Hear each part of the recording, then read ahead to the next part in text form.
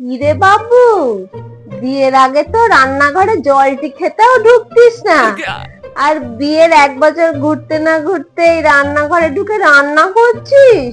বাবা, ও বাবুর মা, তোমার ছেলে মানুষ হয়ে গেছে, তোমার আর চিন্তা নেই, তোমার বৌমাই মানুষ করে দিয়েছে। এই দাঁড়া, আমি গরম গরম লুচি ভেজে দিচ্ছি, এগুলো বাসি হয়ে গেছে, এগুলো খাস না।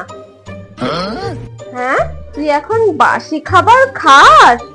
ও বাবা, তোর মা তো তোকে এইসব মুখেও তুলতে দিত না রে, তুই এখন এসব খাওয়া শিখে গেছিস?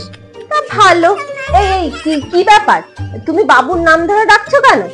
ও, তুমি নাম ধরেই ডাকো? আমরা তো আমাদের স্বামীর নাম আবার মুখেই আনতে পারি না, মুখে আনাও পাপ। বাপ রে, এখনকার মেয়েরা এত কিছু কি আর শোনে? এ কি বাবা, তুই ঘর মুছছিস কেন? ও, তুই কাজকর্ম করিস এখন? ও, তোর মা তো তোকে ফুটো ভেঙে দুটো করতেই দিত না, এখন?